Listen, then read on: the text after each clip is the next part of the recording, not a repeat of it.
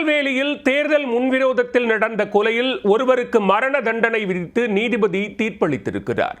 அதே வழக்கில் மேலும் 4 பேருக்கு ஆயுள் தண்டனையும் விதிக்கப்பட்டுள்ளது.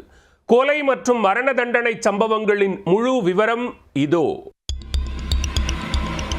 நெல்லை மாவட்டம் பாளையங்கோட்டை அடுத்த பாளையம் செட்டிக்குளம் பகுதியைச் சேர்ந்தவர் வைகுண்டம்.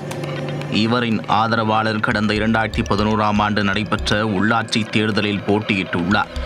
அவரை எதிர்த்து அதே பகுதியைச் சேர்ந்த செல்வராஜ் போட்டியிட்ட நிலையில் வைகுண்டத்தின் ஆதரவாளர் வெற்றி பெற்றிருக்கிறார். இதனால் வைகுண்டத்திற்கும் செல்வராஜ் தரப்பிற்கும் இடையே முன்விரோதம் ஏற்பட்டுள்ளது. இரு தரப்பினருக்கும் இடையே அவ்வப்போது சிறு சிறு மோதல்களும் நடந்துள்ளன.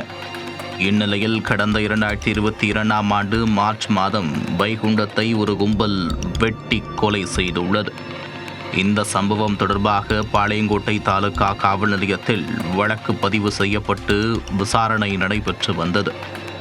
இதில் செல்வராஜ், அந்தோணிராஜ், ராஜன், பாபு, அலெக்சாண்டர், லீலா, ஜாக்லின், பிலிப் மற்றும் ஆண்ட்ரோ ஆகிய 8 பேர் கைது செய்யப்பட்டு நீதிமன்ற நடவடிக்கைகளுக்கு உட்படுத்தப்பட்டனர்.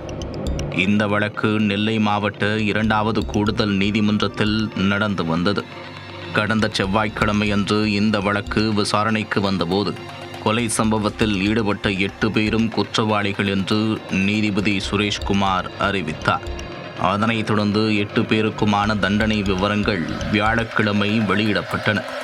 அதில் வைகுண்டத்தை கொலை செய்த முதல் குற்றவாளி செல்வராஜுக்கு மரண தண்டனை விதித்து நீதிபதி தீர்ப்பளித்தார். மேலும் அந்தோணிராஜ், ராஜன், பாபு, அலெக்சாண்டர், லீலா ஆகிய 4 பேருக்கு ஆயுள் தண்டனை விதித்தும் மற்ற 3 2 மாத சிறை தண்டனை விதித்தும் நீதிபதி தீர்ப்பளித்துள்ளார். ஒரே சமூகத்தைச் சேர்ந்த நபர்கள் தேர்தல் முன்விரோதம் காரணமாக மோதிக்கொண்ட நிலையில் வைகுண்டம் கொலை சம்பவம் நடைபெற்றது குறிப்பிடத்தக்கது. இந்த கொலை வழக்கில் மரண தண்டனை விதித்து நீதிபதி சுரேஷ்குமார் தீர்ப்பளித்ததால் நெல்லை நீதிமன்ற வளாகமே பரபரப்பாக காணப்பட்டது.